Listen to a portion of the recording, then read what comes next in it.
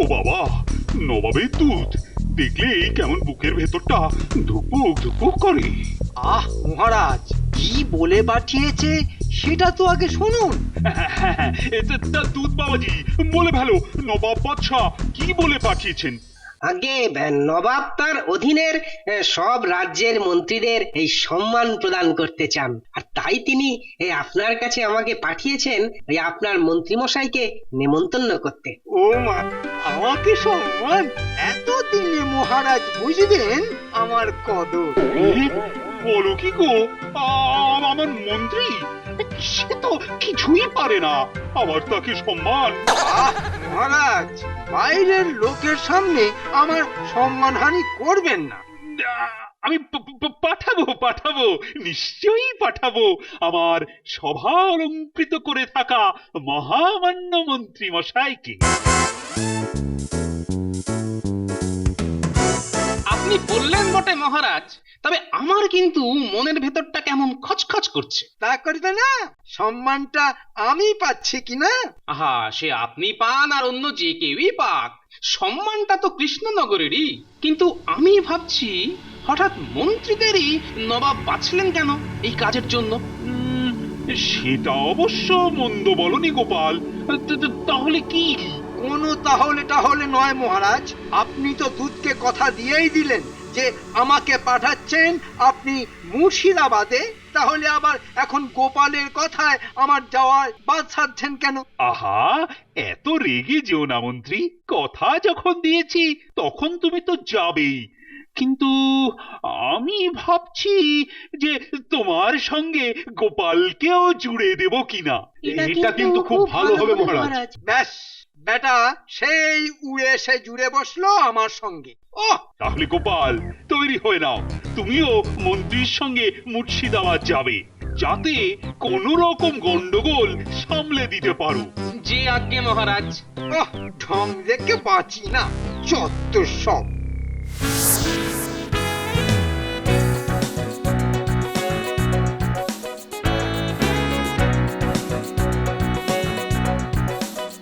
সেই ফিরে গেলে তো আমার সঙ্গে। কি করব বলুন মন্ত্রী মশাই, মহারাজ এমন করে বললেন যে না করতে পারলাম না।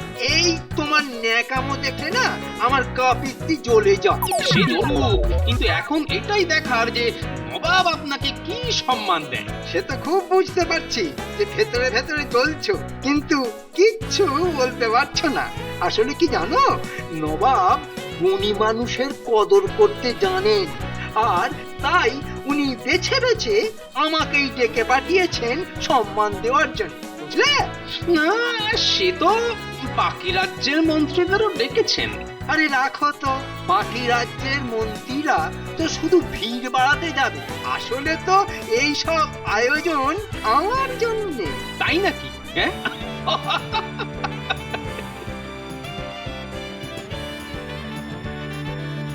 আরে এই উজির, এ তো আরেক সমস্যা হলো।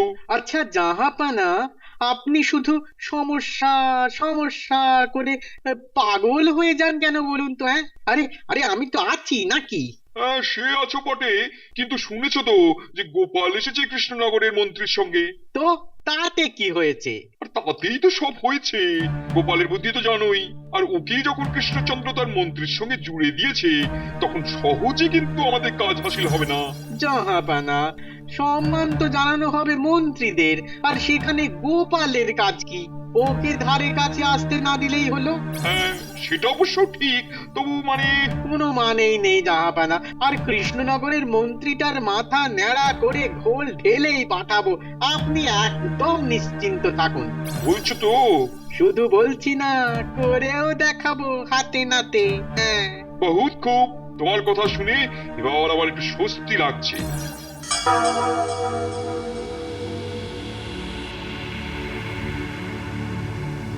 এই তো সব রাজ্যের মন্ত্রীরাই এসে গেছেন দেখছি। হ্যাঁ, বাহ বাহ বাহ। তাহলে তাহলে জাহাপানা, এবার ঘোষণাটা করেই ফেলি। হ্যাঁ হ্যাঁ হ্যাঁ, শুভ কাজে দেরি কেন? বলো বলো বলো। আর আর যে আমার তর সইছে না। বাবা, যে সম্মান দেবে তার এত উৎসাহ কেন? ওহ, কি সম্মান দেবে ভেবেই না মনটা কেমন খুশি খুশি লাগছে। হ্যাঁ, যা বলছিলাম, নবাবের মনে খুব ইচ্ছে হয়েছে যে যে রাজ্যের মন্ত্রী সব থেকে বেশি বুদ্ধিমান তাকে সম্মান প্রদান করা হবে। কিন্তু কিন্তু প্রশ্ন হলো যে কোন রাজ্যের মন্ত্রী সব থেকে বুদ্ধিমান সেটা বোঝা যাবে কি করে?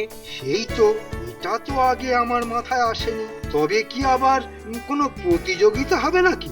ভালোই হয়েছে গোপালটা আছে, ব্যাটার বুদ্ধিটা ব্যবহার করা যাবে। কি বলতে চাইছে ঠিক বোঝা যাচ্ছে না তো। তো নবাব বলতে চাইছেন যে যে রাজ্যের মন্ত্রী সব থেকে বুদ্ধিমান তার মাথার চুলের দামও হবে তাহলে সব থেকে বেশি। তাই আপনাদের নিজেদেরকেই আপনাদের মাথার চুলের দাম ঠিক করে বলতে হবে, আর সেটা বলতে হবে খুব গোপন ভাবে।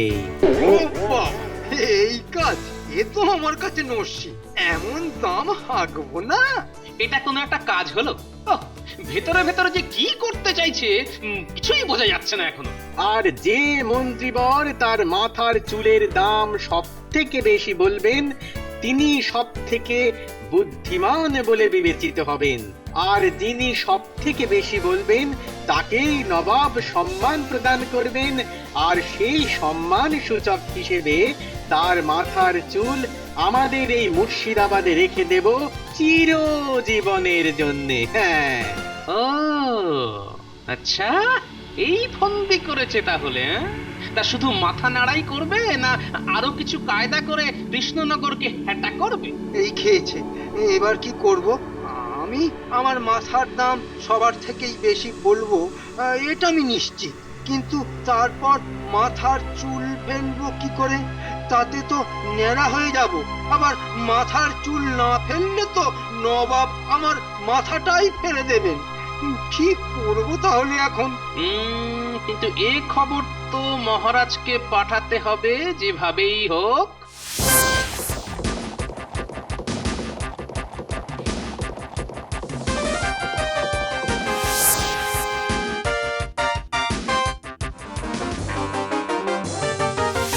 ওহ, কি কুক্ষণে যে রাজি হলাম মন্ত্রীটাকে পাঠাতে, এবার কি যে হবে কে জানে।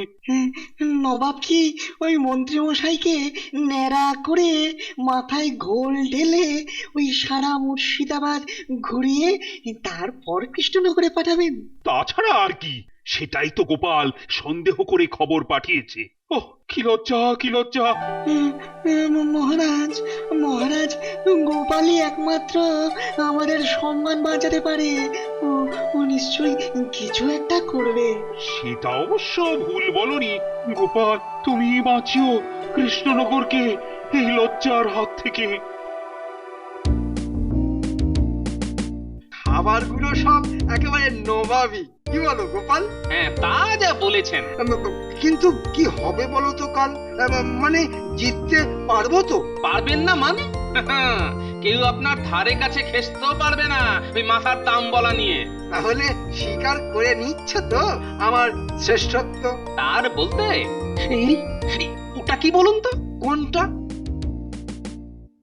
কিচ্ছু চেনো না গোপাল? এই নবাব বাদশাদের মধ্যে তোমাকে যে কেন পাঠালেন মহারাজ কে জানে? হ্যাঁ, আমার কাজ আমি করে দিয়েছি। কিন্তু গোপাল বুঝলে, মাথার চুল রেখে দেবে এটাতেই না আমার কেমন কেমন লাগছে। তুমি কি বলো? আহা, এটাই তো সম্মান প্রদান নবাবের। কিন্তু সে জায়গায় যাওয়ার মতো অবস্থা আর আপনার থাকবে না। আহ, বেশ খেলাম বুঝলে। নাও এবার শুয়ে পড়ো, কাল তো আবার আমাকে কৃষ্ণনগরের মাঠ বাঁচাতে ময়দানে নামতে হবে, বুঝলে কি না? হ্যাঁ, আপনি না থাকলে যে কি হতো। তাহলে আসুন আমাদের কাজ শুরু করি।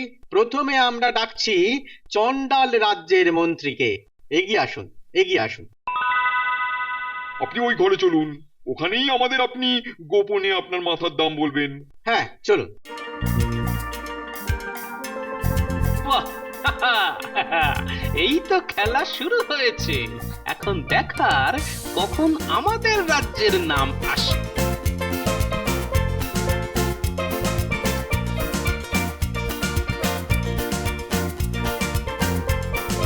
এবার পালা হচ্ছে খাম্বাজ রাজ্যের মন্ত্রী। কোথায় তিনি? এগিয়ে আসুন, এগিয়ে আসুন।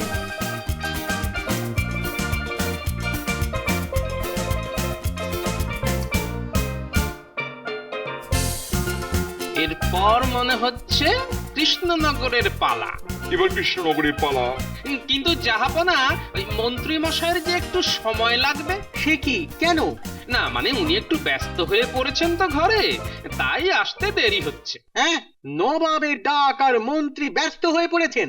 তবুও যদি একটু সময় দেন তাহলে খুব সুবিধা হয়। কি ব্যাপার বলো তো উজির? ঠিক বুঝতে পারছি না। একটু সময় দিন না জাহাপনা, মানে ওই মন্ত্রী মশাই একটু ভাবাভাবি করছেন তো যে কত দাম বলবেন, তাই একটু সময় নিচ্ছেন। বেশ বেশ, কৃষ্ণনগরের মন্ত্রীকে সবার শেষেই ডাকা হবে। অসংখ্য ধন্যবাদ জাহাপনা। এবার একটু ওদিকে যাই।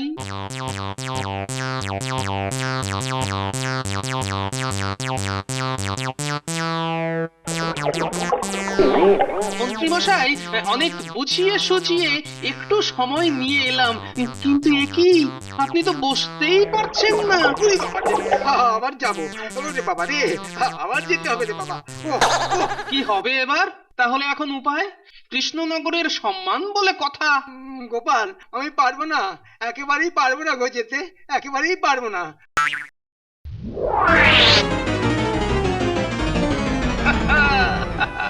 এটাই তো চেয়েছিলাম, আর তার জন্যই তো কাল রাত্রে পুড়িয়াটা খাবারের সঙ্গে মিশিয়েও দিয়েছিলাম। এবার তো দেখাবো এই শর্মার খেল। না যাই, এবার সবার দিকেই যাই। ওহ, কি যে হবে এখন কে জানে। কিন্তু কিন্তু মন্ত্রী মশাই এমন পেট খারাপ করলেন কি করে আজকের দিনে? তো করবে না, শুধু খাই খাই। দেখেছে ভালো ভালো খাবার আর ছাড়ে, সব উল্টে পাল্টে খেয়েছে। কিন্তু কিন্তু আমার মনে হচ্ছে এখানে এখানে গোপালের কোনো কোনো কারসাজি আছে। কি বলছো গো বিজ্ঞানী? দেখুন মহারাজ, আপনি খবর পাঠিয়েছিলেন যে যে কৃষ্ণনগরের সম্মান তাকে বাঁচাতে হবে, হ্যাঁ তাই তো? হ্যাঁ তো। আর আর মন্ত্রী মশাই ওখানে নিজে ময়দানে নামলে ওই ন্যাড়া হয়ে মাথায় ঘোল ঢেলে আমাদের রাজ্যের তো ওই মাথা নাক সব একেবারে কেটে নিয়ে আসতে। তাই তাই মনে হচ্ছে ওই গোপালই। বড় কি গো, এসব কি গোপালেরই বুদ্ধি? দেখাই দেখাই যাক না কি হয়। হ্যাঁ হ্যাঁ, সেই ভালো সেই ভালো। চিন্তা এত না করে বরং খবর নিয়ে দেখি কি হলো ওখানে। এ বাবা গোপাল, এই যাত্রা আমাদের কৃষ্ণনগরের সকলের মান বাঁচাও। কি হলো, কৃষ্ণনগরের মন্ত্রী কোথায়? কোথায় তিনি? কি হলো বলো তো উজির? মন্ত্রী নেই, কিন্তু গোপালই বা কোথায়? হ্যাঁ, এই যে জাহাপনা, আমি এখানে। এসব কি হচ্ছে গোপাল? হ্যাঁ, তুমি খানিকক্ষণ সময় নিয়ে গেলে, তারপরও তো তোমার মন্ত্রী দেখাই নেই কেন? কি করে পাবেন বলুন তো? উনি শুধু গাড়ু হাতে করে ভেতর আর বাইরে করছেন। সে কি, কখন থেকে? মাঝরাত্রির থেকে। উনি ভেবেছিলেন যে আটকে যাবে, তাই একটু সময় নিতে পাঠিয়েছিলেন আমাকে, কিন্তু কিছুতেই যে কিছু হচ্ছে না জাহাপনা। তাহলে কৃষ্ণনগর এই সম্মান জ্ঞাপন অনুষ্ঠানে অংশ নেবে না? খুব খারাপ, খুব খারাপ। বলছিলাম যে জাহাপনা, যদি আপনি আপত্তি না করেন তাহলে আমি যদি কৃষ্ণনগরের হয়ে আমার মাথার দাম বলি। সে কি, তুমি কি কৃষ্ণনগরের মন্ত্রী নাকি? হ্যাঁ, উজির, ভালোই তো হয়েছে। আমরা তো কৃষ্ণনগরকে নিচু দেখাতেই চাই, আর এই সুযোগে এক ঢিলে দুই পাখি মারা যাবে। মানে? ও, কিচ্ছু মাথায় ঢোকে না তোমার। আরে গর্ধ, এই সুযোগে গোপালকেই ন্যাড়া করে মাথায় ঘোল ঢেলে কৃষ্ণনগরে পাঠানো যাবে। হ্যাঁ, তাই তো। কিছু বললেন না যে জাহাপনা? হ্যাঁ হ্যাঁ হ্যাঁ, অগত্যা তাই হোক। কি জাহাপানা? আমার কোনো আপত্তি নেই। তাহলে যাই ওই ঘরে নাকি? হ্যাঁ, যাও যাও যাও, আমরা আসছি। চলুন জাহাপানা, চলুন। ভালো করে গোপালের মাথাটা মুড়িয়ে ঘোল ঢালার ব্যবস্থা করি। হ্যাঁ হ্যাঁ হ্যাঁ, আমার যেন দর্শ হয়েছে না। দাঁত যেন সব বেরিয়ে আসছে হাসির চোটে। এসো বাছারা, এবারই তো দেখবে আসল খেল। তা গোপাল, তুমি তো জানোই যে কি বলতে হচ্ছে। হ্যাঁ শুনেছি। তাহলে বলে ফেলো তোমার মাথা মানে মাথার এই কগাছার চুলের দাম কত? ভালো বলেছেন জাহাপানা, গাছা। আপনি হাসতেই পারেন, কিন্তু জানেন কি যে আমার এই কগাছা চুল যে মাথায় আছে সেগুলো কত বছর ধরে আছে? কত? 35 বছর। আর এই সুদীর্ঘ সময় ধরে আমি কত কষ্ট করে লালন পালন করেছি আমার মাথার এই কগাছা চুল। তো তাতে কি হয়েছে? তাতেই তো সব হয়েছে জাহাপনা। এই, এত বনিতা না করে দাম বলো, দাম। সেটাই তো বলছি যে বছরে 100 সোনার মোহর করে ধরলে 35 বছরে আমার এই কগাছা চুলের লালন পালনের খরচ হয়েছে 3500 মোহর। হ্যাঁ বলো কি?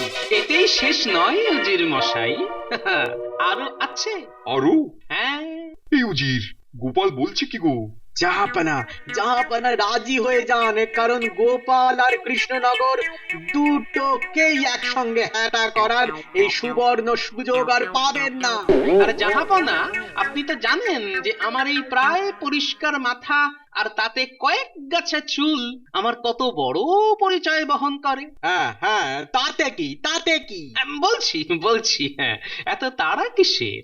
বাহ, তাড়া আছে না, আমাদের তো ফলাফল ঘোষণা করতে হবে। কি যে বলেন, আপনারা তো ভালোই জানেন যে এত দাম কেউ বলেন, ফলে জিতবো আমি ঠিকই, কিন্তু ব্যাপার হচ্ছে যে আমি তো এখনো পুরো দামটাই বলে উঠতে পারিনি। আরো বাকি আছে? হ্যাঁ, আছেই তো। তো যেটা বলছিলাম, এই চুল কেটে দিলে আবার গজাতে লেগে যাবে আরো 35 বছর, আর সেটা গজাতে খরচ হবে বছরে 200 সোনার মোহর ধরে আরো 7000 মোহর। হ্যাঁ বলো কি গো গোপাল? এখনো পুরোটা বলিনি জাহাপনা। এখনো বাকি আছে? হ্যাঁ, আছে তো বটেই। বলে ফেলো, বলে ফেলো, আর বাকি না রেখে বলে ফেলো গোপাল। বলছিলাম যে এই চুল কেটে ফেললে আমার যে সম্মানহানি ঘটবে সেটা রক্ষা করতে পারে একমাত্র নবাবের দেওয়া সোনার মোহর। হ্যাঁ, কিন্তু কত? এই ধরুন না, ওই কত হবে, লাখখানেক। না না না না না, বিন্দু মাত্র নয়। বলছি যে আর কি বলার কিছু দরকার আছে আমার? না এতেই হবে আমার মাথার দাম? না না না না, আর বলতে হবে না। তাহলে আমি জিতলাম, তাই তো? হ্যাঁ হ্যাঁ, তুমি জিতলে, কিন্তু কোনো কিন্তু নয়, আগে আমার সোনার মোহরগুলো দিন জাহাপনা। কিছু করার নেই জাহাপানা, আপনাকে দিতেই হবে। বেশ দিচ্ছি, কিন্তু তোমাকে যেবার ন্যাড়া হতে হবে গোপাল। আমি জানতাম, কিন্তু সবার সামনেই আমাকে ন্যাড়া করতে হবে জাহাপনা। বটেই তো, বটেই তো। সবার সামনেই তোমাকে ন্যাড়া করে তারপর? আচ্ছা, সেটা তখনই বলবো। কি বলো উজির? হ্যাঁ হাসো, যত পারো হাসো। শেষ মজাটা তো দেখাবো কালকে।